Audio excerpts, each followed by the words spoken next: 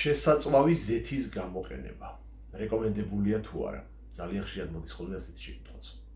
სანამ ამაზე გიპასუხებდეთ, ჩემი ახის გამოწერა არ დაგავიწყდეთ და შეგახსენეთ, რომ პერსონალური მენიუ შესადგენად პირაში უნდა მოვწეროთ.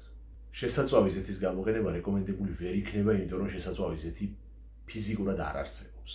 სცენარიული ზეთის თერმულად დაუმშავება დაუშვებელია. ჩვენი წინაპრები გიჟები არ იყვნენ. რომ მღორის მუცლის ქონს ინახავდნენ გადამდნარს, კარაკში წვავდნენ რაღაცებს, ერბოში წვავდნენ, შამფური მოიფიქრეს. ქონდათ დასავლეთ ევროპაშიც ქონდათ ზეითუნის ზეთის ქონდათ, ბევრინაირი ზეთის გამოხდა იცოდნენ, მაგრამ შესაწვავად იყენებდნენ მხოლოდ და მხოლოდ ცხოველურ ცხიმებს. დაივიწყეთ ზეთში შემწვარი ყველაფერი. შეგიძლიათ შეწვათ ცხოველურ ცხიმში, მაგრამ თუ ზოგადად თუ მოერიდებით თერმულად დამუშავებულ ცხიმებს, უფრო მაგარ შედეგს მიიღებთ. თუ გაინტერესებთ, კიდევ რა უნდა ჭამოთ, ან რა არ უნდა ჭამოთ, იმისთვის რომ ჯანსაღად იყოთ. მომწერეთ, მოდი ვილაპარაკოთ.